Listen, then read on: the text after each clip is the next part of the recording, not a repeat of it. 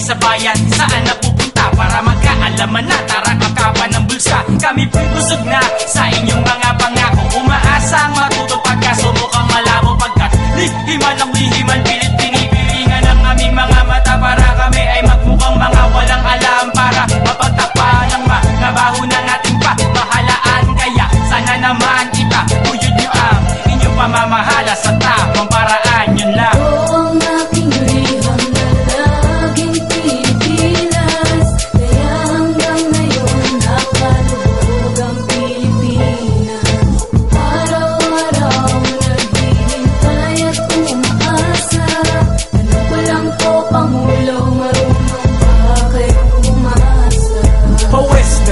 Nabuhusan ng timba, sulat ng sulat hanggang maubusan ng tinda, para maiparating sa mahal na Pangulo natin ng ating hinaing. Ang sakit na ng ulo namin! Mga politiko, paramihan ko ng kurakot. Kung sino manalo, papahiran ko ng kulamot. Laban ng bayan, ninakawan ng ama ng bayan. Nakasanayan na sa kasino na ang tambayan.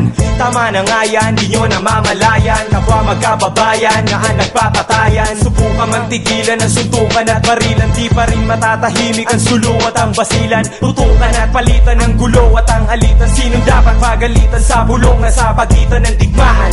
Kudeta, rebelyon at gyera, at ang tanging dahilan ay relihiyon at pera. Ito ang aking liham na laging Pilipinas, kaya hanggang ngayon nakalubog ang Pilipinas. Araw-araw naghihintay at umaasa, ano pa lang po Pangulo, marunong ba kayong umasa? Mahal na Pangulo, bakit mahal ang mga bilihin? Di mo na naisin na tumira dito sa bayan natin. Ang kinain ng mayaman, tinatapon sa basura. Pinupulot ng mahirap, mapuno lang ang sikmura. Balahurang nahalal ka ba ng bayan sinugal? Isinambulan sa Senado at sa dyaryo binulgar. Napahiya tayo umamin na sila'y nagnakaw din. Di lang sa pagkain kundi sa pera ay matakaw rin. At pagdating sa lupain sila ay mga buwakaw din. Lahat inaangking kahit ano ay gagawin. Mga sakim, ganit sa ginto, di makontento sa milyon.